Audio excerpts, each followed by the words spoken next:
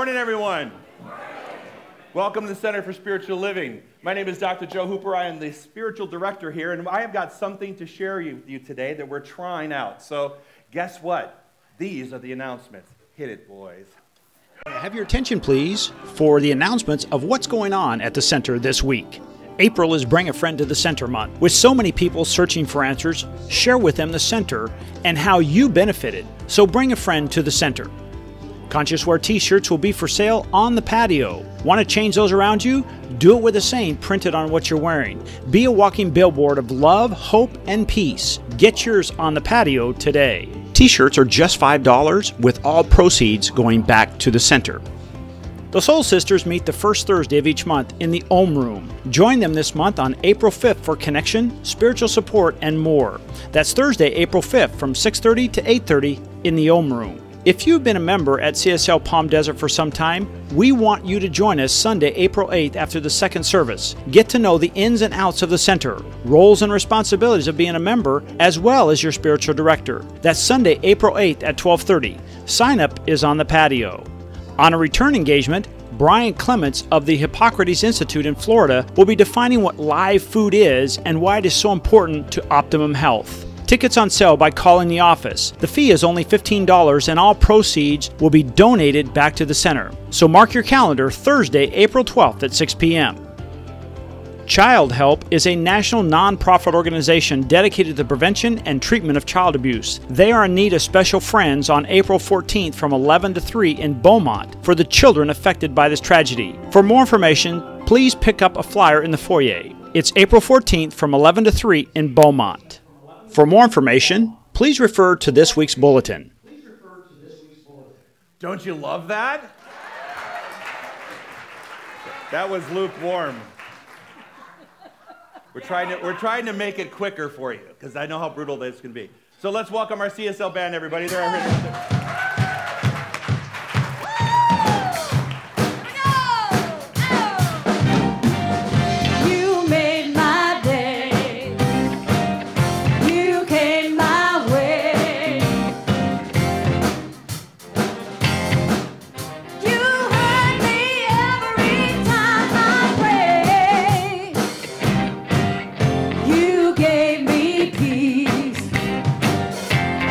Gave me grace.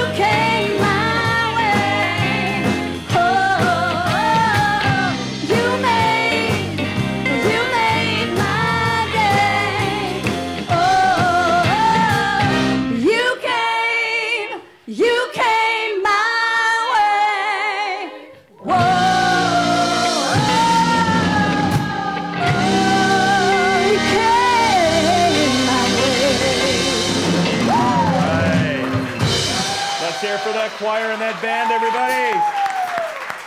Woo! Good job. Yeah. All right. All right, so throw our mission statement up there, William. We're going to go right in from our mission statement into meditation using that Karen Drucker song last week. So let's read this together, please. We are a dynamic, open, and positive faith community that accepts all religions. Our mission is to awaken you to your divine nature, empowering you to create the life of your dreams. We are changing lives one heart at a time. Let's close our eyes, take a deep breath in.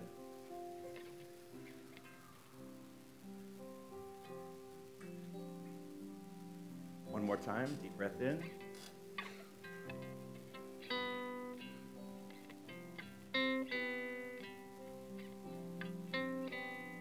We can change the world one heart at a time. We can change the world one heart at a time. I see you, I know you, you're a part of me. We can change the world one heart at a time. We can change the world one heart at a time. I see you, I know you, you're a part of me. My heart is open to love. My heart is open to love.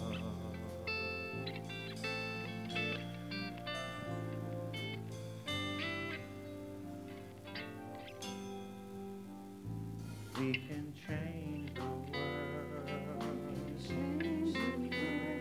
one heart at a time. We can change the world. We can change the world one heart at a time. One heart at a time. I see you, I know you, you're a part of me.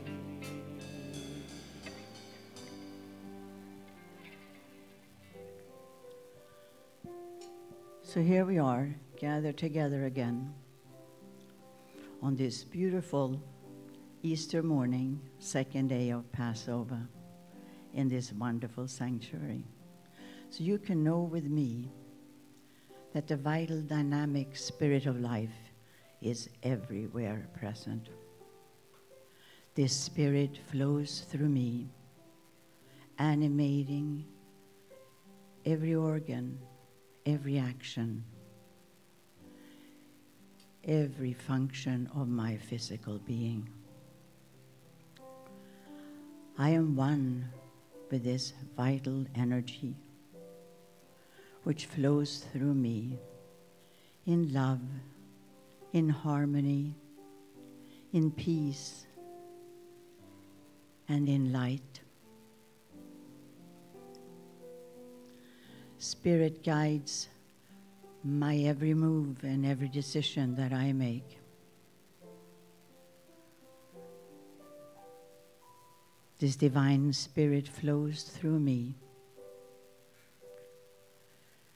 making me aware that I am surrounded with peace and love.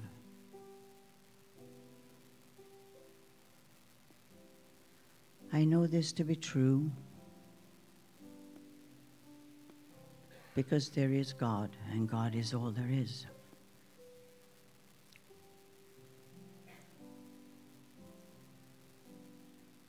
I rely on God alone because in him I live and have my being.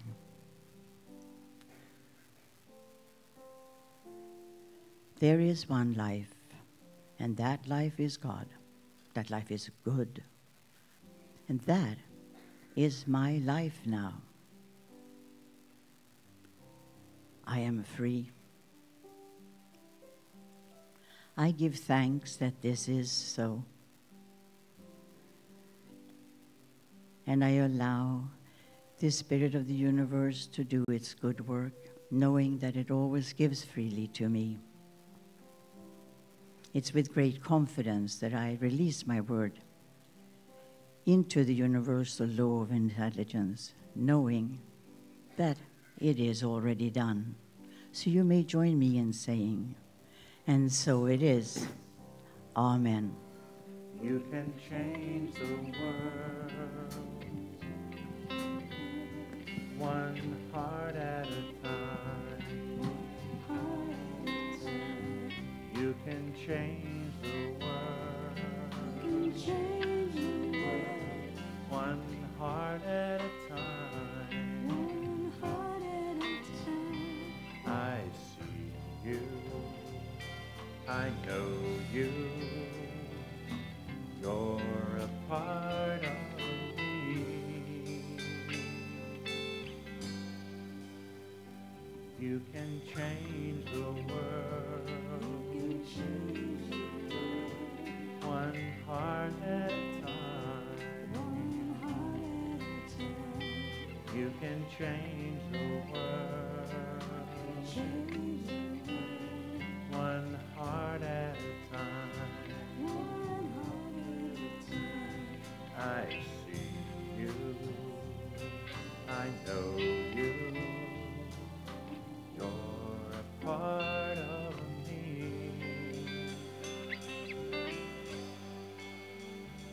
My heart is open to love.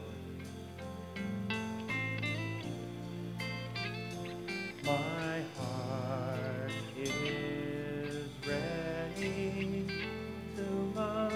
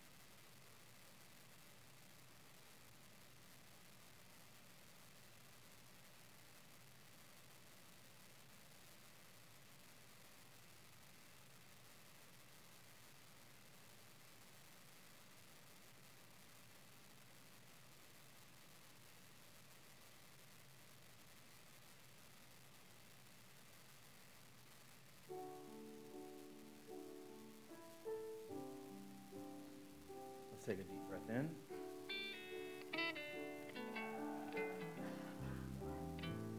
I send my love over the mountains. I send my love over the sea. I send my love into the heavens, and it returns to me, sending out joy. I send my joy over the mountains. I send my joy over the sea. I send my joy into the heavens, and it returns to me, sending out peace. I send my peace over the mountains. I send my peace over the sea. I send my peace into the heavens, and it returns to me. Sending out love, sing it out, please. I send my love over the mountain. I send my love over the sea. I send my love into the heavens, and it returns to me. And it returns to me, and it returns to me.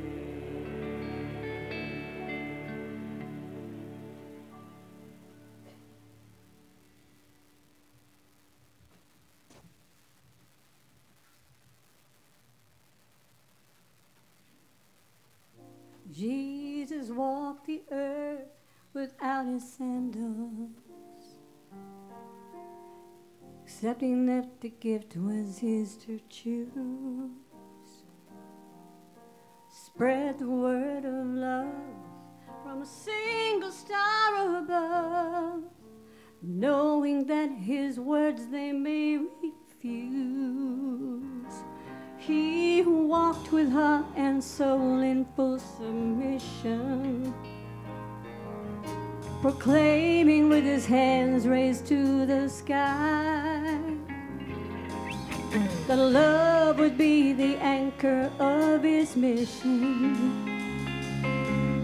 with never any doubt of how or why. And his love led the way, never did his heart ever stray, and he kneeled down to pray that he would get there someday.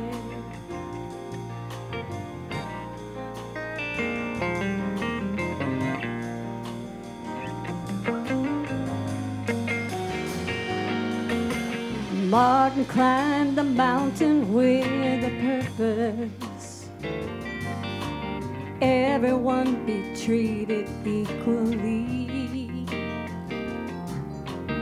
Dream became the plan for the gift of every man, knowing he must fight to set them free. He marched with strength and courage as his mantra, knowing that the cause soon all would fall. But he just kept on moving toward that mountain.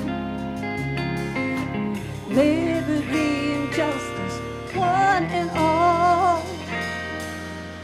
And his heart led the way, never did his mind ever stray. And he kneeled down to pray, and he would get there someday.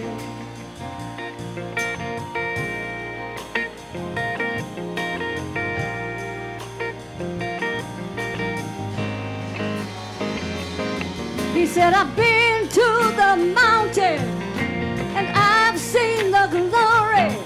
Though we live our different lives, we all share the same story.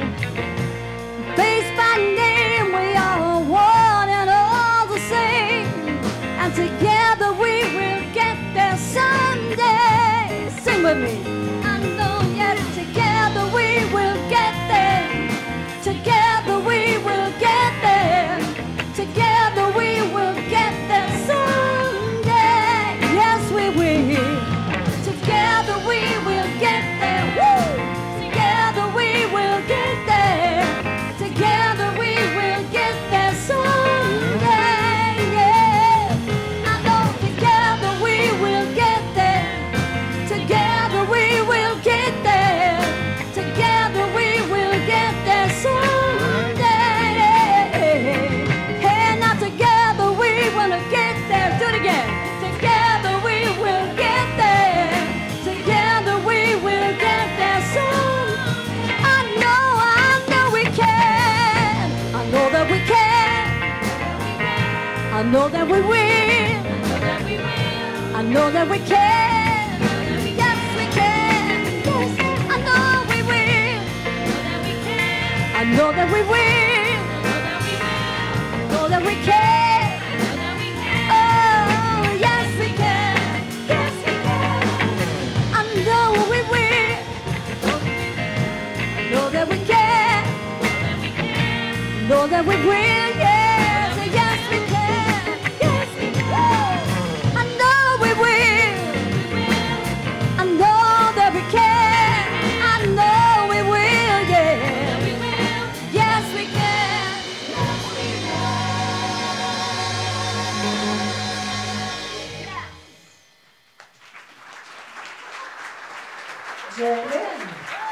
Hey. Dale, why don't you come on up? Many people in the Jewish faith celebrated Passover last night. So I'm asking Dale to come up and, like we did during Hanukkah, to teach us a little bit about what happened last night, because many people have never been to a Passover and a Seder. So I'm going to let Dale take over at first. Okay, so go ahead, Dale. Well, good morning, happy Easter, happy Passover to everybody. It's a beautiful day, and I'm so grateful to give you a little bit of education around Passover. And as you might imagine, Passover is one of the biggest Jewish holidays that we celebrate. And what we're celebrating is the emancipation of the Jewish people from slavery from the Egyptians. So it's a big, big thing, because that led us to our coming back to Israel, the Promised Land. What we do as families on Passover is we gather together and we read from a book called the Haggadah, and that's the retelling of the story of our journey from enslavement to freedom. And so we read about how the Jewish people were enslaved by the Pharaoh and how he would not let them go. He had them building the pyramids and doing all kinds of stuff. And then comes Moses, and Moses says, "Let my people go." And he says it over and over again, and Pharaoh says, "No, no, no." And so Moses brings down the power of spirit, big, big, powerful way. And he brings the plagues, which are, I don't know if you've ever heard of the plagues, but we have blood, the frogs, the boils, and the locusts, all kinds of plagues that were designed to wake up Pharaoh so that he would free the Jewish people so they could leave. But it wasn't until the final plague, which was the slaying of the firstborn son, that got Pharaoh to release the Jewish people out of their enslavement. And we call the holiday Passover because of that very plague, because the Jewish people put, and I'm sorry, this is grisly, but they put lamb's blood on their doorposts so that when the angel of death came over to take the firstborn sons of the Egyptians, they would pass over the homes of the Jews so that their sons would live. And so what you might imagine is the Pharaoh let them go, they returned to Israel, and they still got chased after, but the parting of the Red Sea took care of that because the Jews got to go forward, and the walls came in, and that took care of that. What you see behind you is our Seder plate, and this is a really important part of the Seder, which is what we call our service on Passover evening. And the Seder plate is a symbol of what this holiday means to us. And we've got the bitter herb, which is the bitterness of being enslaved. We've got the parsley, which is the hope the spring, the eternal knowing that we can triumph. We've got, usually there's also salt water, which is the bitterness of our tears, and we have a shank bone there, which is the sacrifice, which was common in those days. Now I want to give you the metaphysical interpretation of this, because there's something to learn for all of us from the story of Passover, and it is about consciousness, because we see consciousness as an evolution. There are steps that we take to become more spiritually in alignment with what is true about us, with our spiritual essence, with our divine within ourselves. And so we can see the enslavement of the Jews in Egypt as being enslaved to sense consciousness, to materialism, where there is no spirit, there is no higher power, there is only man and man's laws. And so you have Moses who comes in, which is bringing spiritual law in.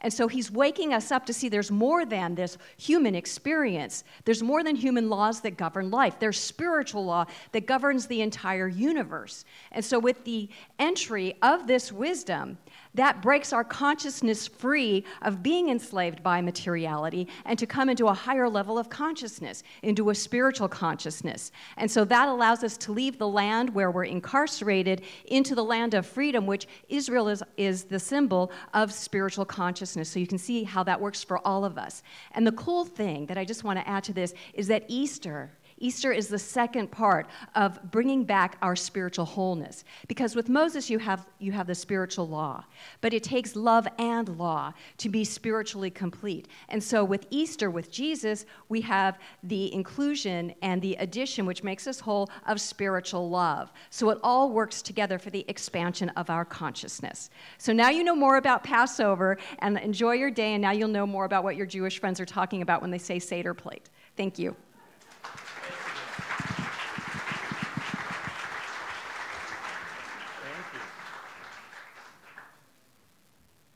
Cool, thank you. Yeah, I didn't know that about the, yeah, no, that's, love it. Okay, good morning. So today my talk is about, let me tell you about my talk today. It's called The Lord is My Shepherd. Now, there was always one thing that bothered me when I would read the Bible. And in fact, I'll pull your Bibles out now because I know you brought them, right? Everybody bring your Bible today? Anyway, there was always a part of this Easter story and part of this disconnect that I've always had with Easter. And it is when Jesus said in the 22nd Psalm, he said, my God, why have you forsaken me? And that has always stuck to me. Because has anyone ever felt like, my God, where are you in my life? Because things are messed up. And where are you? Why have you forsaken? Has anyone ever felt like that? Yes? Anybody? Oh, 3 people. Good. All right. Well, I'm so glad you all are perfect, whole, and complete. This is great. It means a lot of you will get really bored today when I talk about this stuff. But what I did realize was that this 22nd Psalm, the 23rd Psalm, and the 24th Psalm are a trilogy. They're actually a trilogy, and they go into explaining a lot about the crucifixion and about the process leading up to it. And so it was actually really interesting, or you could apply it to that, I guess. You could apply it to those things. So today I want to talk about the Lord is my shepherd. And what I want to do first is I want to explain this. That comes up every Easter. This is the picture of what I would imagine Jesus to look like. I don't ever picture Jesus as a man with a halo or,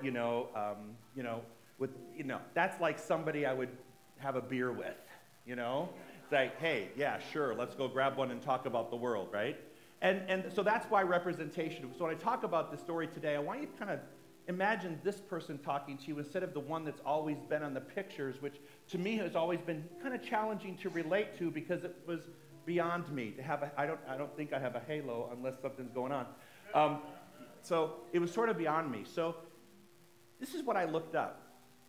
And this is going to make a little bit of sense. And Jerry Lynn, I promise I'll get to you in a minute. I know you're playing up there. So this is actually what Jesus said in Aramaic. Okay? I don't know how to say it, actually. It's Eli, Eli, Laman. I don't know even how to say it. But the first version, the King James version, said, my God, why hast thou forsaken me? In Aramaic, which is the closest, not the native tongue of Jesus, but the closest we can find as his native language. all right? In other words, it's not identical, but it's as close as we can get. In Aramaic, it's my God, it is for this purpose I have come. And I thought, wow, that really shifted from why have you forsaken me to this is the purpose why I've come here, is to teach something. And so I think the whole Easter story is about teaching something. And so I want you to close your eyes just for a minute. I want you to just hear this because we're going to do this, and I'm going to, like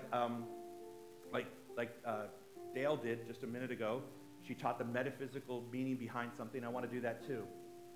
So in many respects, the Psalms are like affirmations that we develop for our specific needs and often memorize as we use them in our daily spiritual practices. I think it also provides a peek at the teachings of what Jesus really studied. Jesus the teacher. Take a deep breath in. Come with an open heart and an open mind as you hear these words. Don't fall back into old religious practices. Don't fall back into an old belief system, but allow yourself to just be open to this idea in a different way today. The Lord is my shepherd. I shall not want. He maketh me to lie down in green pastures. He leadeth me beside the still waters. He restoreth my soul. He leadeth me in the paths of righteousness for his name's sake. Yea, though I walk through the valley of the shadow of death, I will fear no evil, for thou art with me. Thy rod and thy staff, they comfort me. Thou preparest a table before me in the presence of mine enemies. Thou anointest my head with oil. My cup runneth over. Surely goodness and mercy shall follow me all the days of my life, and I will dwell in the house of the Lord forever. Take a deep breath in and open your eyes up. Thank you, Jerry Lynn. So let's take that. Are you ready? You ready for a lesson? All right, this is my Easter lesson. We're going to talk about it. I'm going to apply it to all the things that we do with the idea of Easter. First of all, the Lord is my shepherd, I shall not want. The shepherd is a loving presence, guarding, keeping, and sustaining, guiding, okay? Just think about it. The shepherd guides and sustains and maintains. I think Jesus, the master teacher, the great example, always used that idea that there was something that that always sustained him, always guided him. It always surfaced in his talks that there was some sort of an energy that he was following. And we access the same energy. You and I have the access to the same energy. We do it through meditation. We do it through prayer. We do it through spiritual practices. Because I am guarded and I am kept, I cannot have any unmet needs. Remember that. Because I am guarded and I am kept, I cannot have any unmet needs. Say that with me. Because I am guarded and kept, I cannot have any unmet needs. Okay, let's do it one more time. Because I am guarded and kept, I cannot have any unmet needs. So remember, part of the story of the resurrection is that everything was met. All of his needs were met. There was no mystery in this for him. There was only a mystery in what the human being was going through. And that's what happens in our life. I don't know about you, but many times I look out at what's going on in the world, and I look at one big, giant question mark. Anybody? On this side, I have lots of people going yes. On this side, I don't. Everybody. Does anybody look out and wonder what's going on in the world with question marks? What if you knew that you knew and had the faith of Jesus that everything is going to be met? What if you had the faith of the man, Jesus the man? Keep in mind, Jesus, when he was crucified, was a rabbi. Jesus still doesn't know he's a Christian. Think about that for a minute. Jesus was a Jew. He died a Jew. He's going to come back one day and go, "What up? When did that happen? How did I, I'm a what?" So remember, when I refer to Jesus the teacher, I'm talking about a man who was Jewish, but now we call him kind of Christian. So it's like there's a crossover here. So just keep your mind open to the idea, all right? Don't get caught up in the vernacular. He maketh me to lie down in green pastures. He leadeth me beside the still waters. Green pastures suggest relaxation in the midst of abundance. Still waters indicate the river of life in which there is no conflict. Water is also a symbol of healing or transformation, as in baptism, hot springs, or other water experiences we seek out for healing purposes. So he makes me to, look, take away the idea of he, Jesus, and to substitute the idea that the universe, God, is always leading us for a greater good, to the green pastures, to lie down in the green pastures, to experience the river. And when I think of river, I don't think just of abundance, I think of the flow of life. That what part of his lesson was that we actually are allowed to be in a flow of life, and that no matter what happens in our human experience, we can transcend it, we can transform it, and go back into a flow of life. Does that make sense? It's not the end, but it's a restart. Easter's always been a rebirth, a new beginning, a transformation, a transcendence, and a rebirth. So everything that you have, has anyone ever felt crucified? Anyone? 3. Okay, good. The same 3. We have a support group with the 3 of you. I'm bringing you guys over for lunch. Okay. If anyone's ever felt persecuted or crucified, you know what that feels like to have to go through that process, and then you know what it feels like to move beyond it and go into a place of peace. Right? Is that what I'm talking about? He restoreth my soul. He leadeth me in the paths of righteousness for his name's sake. Let it go. That's what this is talking about. Let it go, for the soul cannot be restored unless you let go of the past and discover that a new future is forever flowing around it. This is where forgiveness pops in. Let it go. This is where forgiveness pops into the 23rd Psalm. When we follow the pathway of righteousness, which means, I'd like to dissect that, right-useness, right? When we follow the pathway of right-useness, when we take the name, now keep in mind, name is also synonymous with nature. So when we take the name of God or the nature of God with us, then we're in harmony with the universe. And we can be restored in body, mind, and spirit. Does this make sense to you guys? Is this interesting at all? Are you bored to death? Because, I mean, how many times could you hear the Easter story? Right? I've done it 15. Okay. But I like this idea. William, go back one slide, please. He restoreth my soul. He leadeth me in the paths of righteousness for his nature's sake. Leading in the path of its nature's sake, which to me means let it go and forgiveness. Are you following me? All right, keep going. Yea, though I walk through the valley of the shadow of death, I will fear no evil, for thou art with me. Thy rod and thy staff, they comfort me. Now this one bothered me. Does that bother you? Anybody with a rod and a staff coming at me in any way, shape, or form? I'm thinking, okay, wait a minute. How does that feel comforting to me? Right? But think about this. Yea, though I walk, Dr. Tom always used to say, I love this. Yea, though I walk through the valley of the shadow of death, don't build a condo there. I love that. When we walk through periods of darkness, don't build a condo. Death is but a shadow cast by life. Spirit brought us into this world. It has never deserted us and will remain with us forever.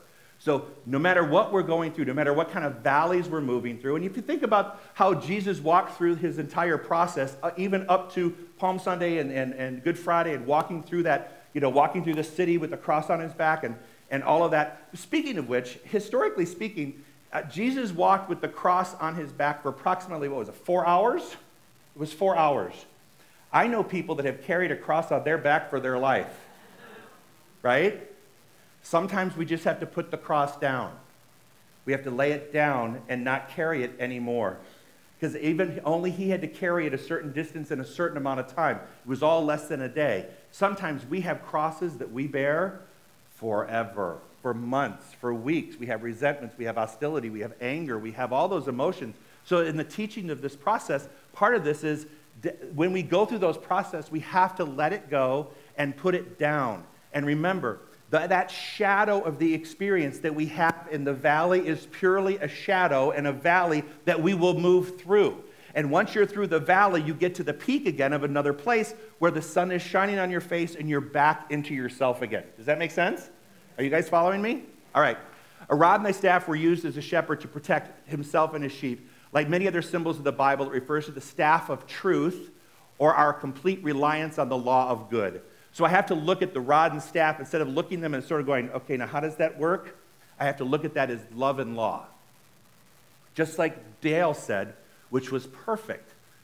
Dale, did you catch that, what Dale said today? Because you know how we always say in religious science or science of mind, we say everything is law and everything is love. Everything is love and law. And how she brought Moses and his law and Jesus as the love in on this holiday. That was brilliant. Don't you think? I thought it was brilliant. Yeah. Life is full of changes. However, regardless of appearances or circumstances, the indwelling Christ consciousness will lead us out of the valley into the mountain of transformation. So when we start thinking about this, no matter what is going on in the world, and some things can appear to be really crazy, and imagine what it was like in the time when Jesus sat down for it. Okay, so I have a confession to make. I have a confession. The other day, we were going out to dinner, and I was in one of those moods where nothing on the menu looks right. Anybody? And a line that I have often used on so many other people was used on me, which was, Joe, seriously, it's not the Last Supper.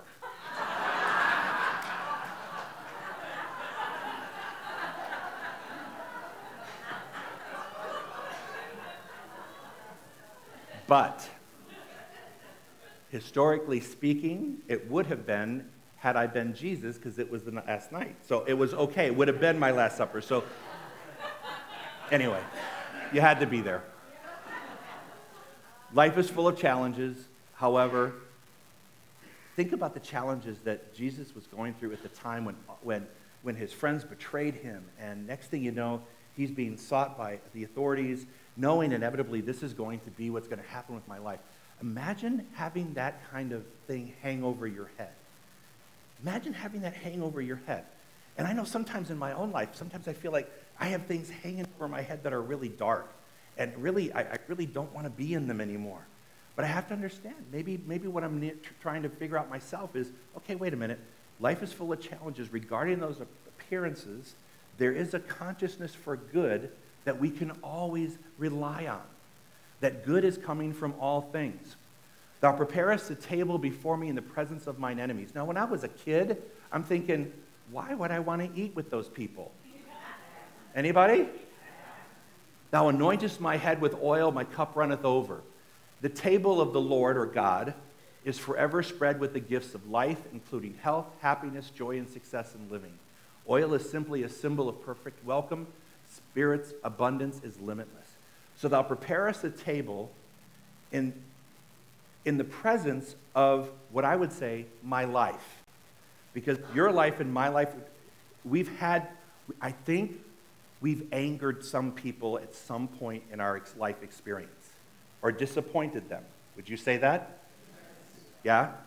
So what if we were all sitting at a table and the table was a healing table? In other words, wasn't someone on the other side, we were both on the same side. Picture, instead of a table that we share, you know, the Last Supper is always a table this way. Picture it being round instead. And then I'm at the presence of all the people, and forgiveness is the key, the letting go, because we're leading up on the 23rd, right? We're coming up to it. And now there's a place where I'm at the table with them, knowing that I'm at the buffet of life, at the table of life in success and happiness and health.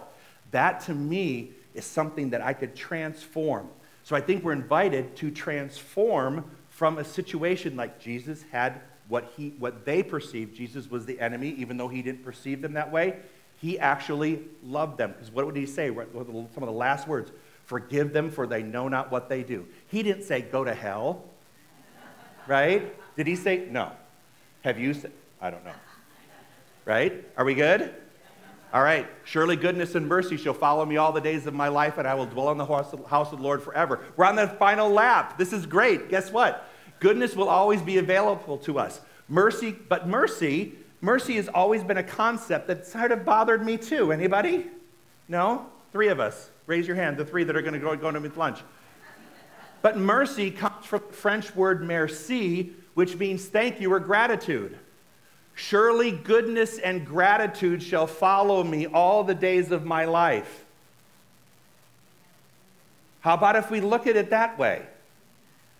Because sometimes mercy, the idea of mercy seems somewhat could be arbitrary, right? could be maybe I'll get it, maybe I won't. Maybe I offer it, maybe I don't. But when you read it this way, surely goodness and gratitude shall follow me all the days of my life.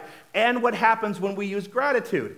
It grows, right? Gratitude grows whatever we're looking at. So if gratitude's growing whatever we're looking at, then we dwell in the house of the Lord, which means we're dwelling in the house of goodness forever. So when we live our life in that kind of capacity, where there is surely goodness and gratitude shall follow me all of the days, then guess where I'm at? I'm already in the kingdom of heaven. I don't need to be resurrected. My own self has resurrected itself. Does that make sense? Are you with me? We dwell in the house of the Lord, and the house of the Lord dwells within us. We are consistently compelled and impelled to fully participate in creating and sustaining endless love in our life. This is a different story for Easter. It's a different Easter spin because you know what? I don't want to have the same message that everyone else has right now. Because right now in the world, I know that I need the 23rd Psalm in its metaphysical interpretation to understand or at least give an explanation to in my mind as to why things are unfolding the way they are. Because if I try to do it in my own singular brain, my own individual brain, I get angry. I get angry and I get upset and I'm trying to figure out why is all this stuff going on around me, and I feel like it's almost like a spiral. Anybody else feel like we're on my sister's here. Remember we had that, every summer we had a carnival that would come to town, and they had this ride where you would just spin around endlessly. Why we ever paid for that, I have no idea. But sometimes I feel like I'm on that ride. And I'm like, and I yell, Jesus, help me. So this is the Easter thing. It's just a little bit of a spin. It's like, take this and say, you know what? Okay, an old idea. Not why hast thou forsaken me, but you know what? I'm here for a reason. I can't explain why I've gone through the things I've gone through or the hardships that I've gone through, but I'm here for a reason. I'm here to teach something, to learn something about it. So I take the 22nd and I say, I'm going to plead the 22nd. Wouldn't that be something if they, in a courtroom, I plead the 22nd Psalm. Put that in my book. I'm here to plead the 22nd.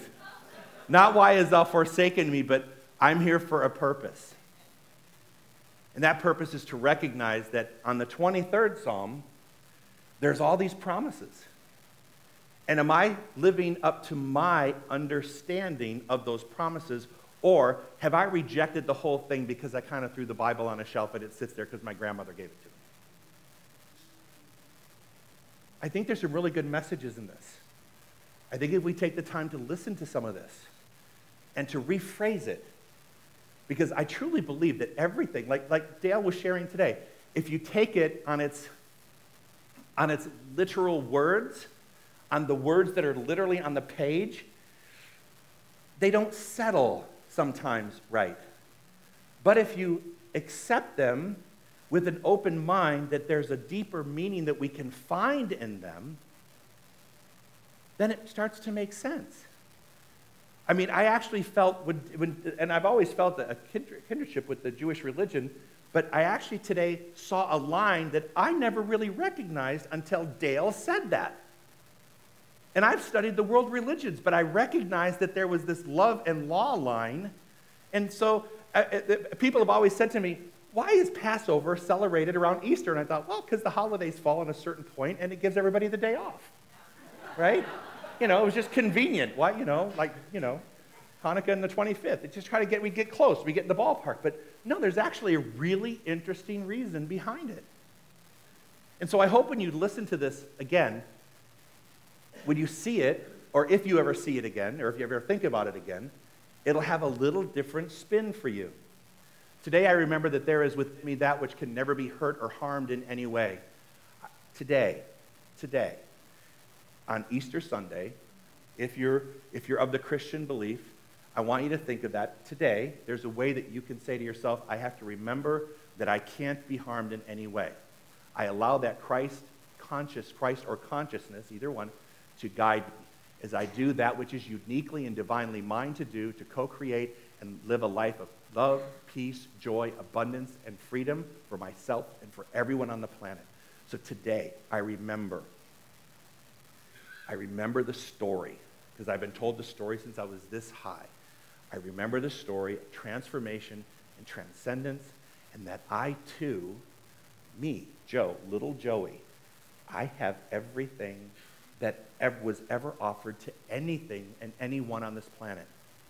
That made in the image and likeness, I have all those attributes, and I too can resurrect myself, get off the cross, and resurrect myself as soon as I change my mind and make that shift in my head to do that. I don't have to take things literally. I can look at them, and surely goodness and gratitude shall follow me all the days of my life. Surely goodness and gratitude shall follow me all the days of my life. And I will, and I am dwelling in the house right now. This isn't a future promise. It's a promise for today. Let's be that. Let's express that. I think this is doable. I just think we forgot to be us. I think there's a lot of people out there who are just forgetting to be what we've always were meant to be. I mean, if you look at the first 400 years at what was taught after Jesus left the planet, after the story ended, right? What was taught? There was no judgmentalism. There was no persecution. There was what? Love. What did Jesus teach? Love. Did he pass judgment on people? No. What was it? Love. Who did he love? Everybody. Everybody. Everybody. People that you wouldn't think would be worthy of the love of a teacher like that, a master example like that. That's who he hung out with. That's who he went to. He didn't go to the scholars. He didn't go to the most intelligent kings of people. Where did he go? He went to the lowliest of low, right? As it says, that he went to the lowliest of low and offered them that message. That's a great idea. That guy up there, and who knows, that's just somebody's image. But I like that image of somebody going out into the community and not caring or putting labels on people and just loving them. Why can't we get off of our cross of judgment and get off of our cross of anger and dissent and just allow this resurrection to happen, this transformation to happen? I'll tell you why. Because it requires all of us to do it.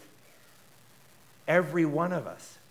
And so it's going to require a big movement for us, but it has to start somewhere, and that somewhere is sitting in that chair with you. Not next to you. It's in that chair with you. That, to me, is a different Easter message than we've ever had before. And so end your lesson. Thank you, everybody.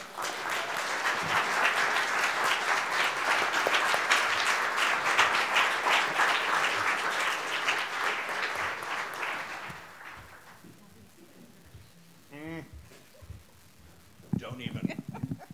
Yeah. Okay.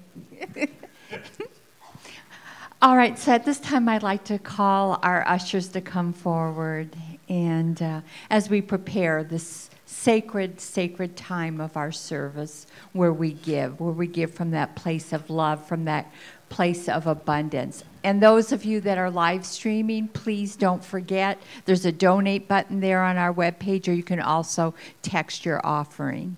So let us say our offertory prayer together, please. We have a new prayer. Holly wrote this, one of our practitioners. So let's say this together. I offer this gift with joy and gratitude. I receive freely and give freely, knowing the law of circulation is working perfectly in my life and the life of this center. Okay, we have a new song. We're doing lots of new stuff today. Are you ready? You guys heard this last week, and it really jammed. You ready? 1, 2, Here we go. 3, and...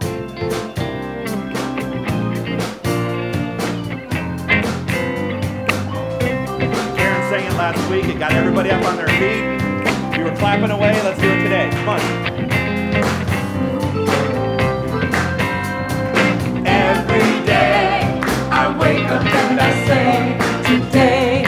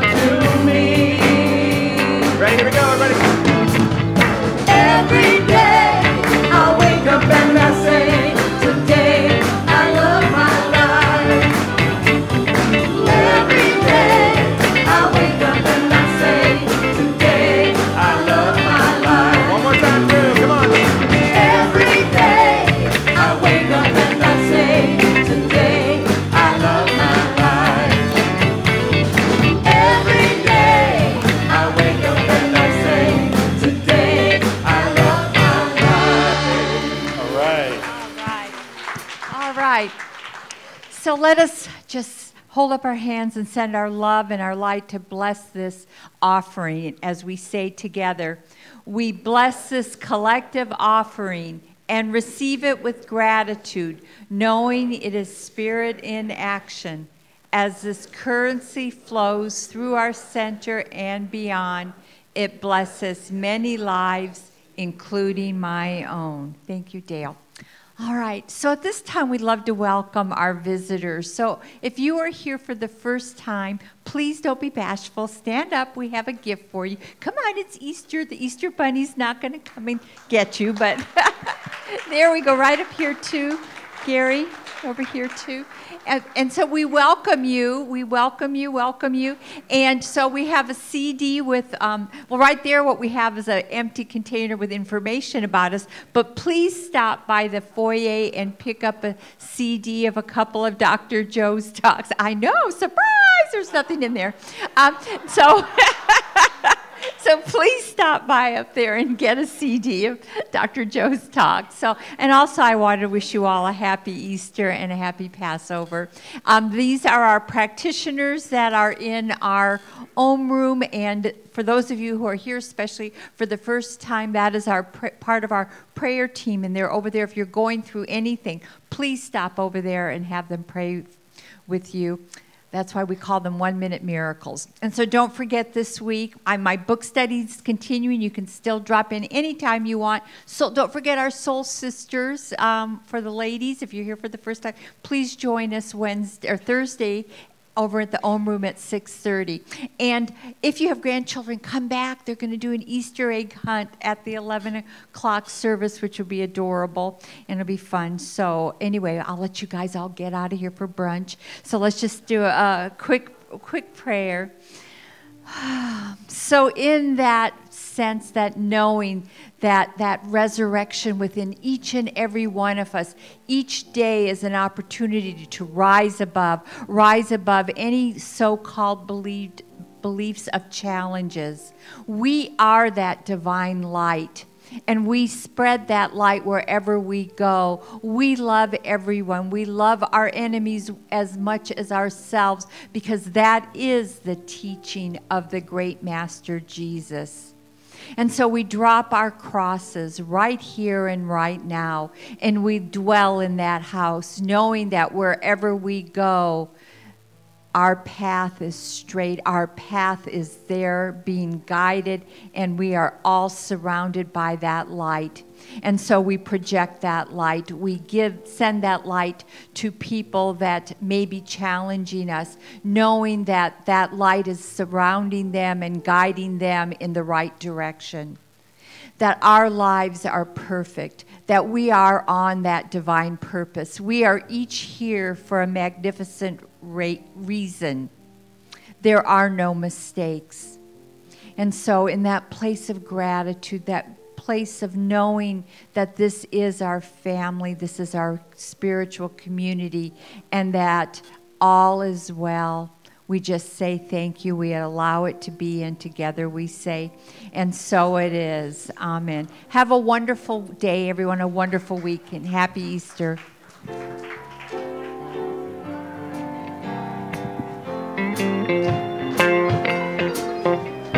There's a little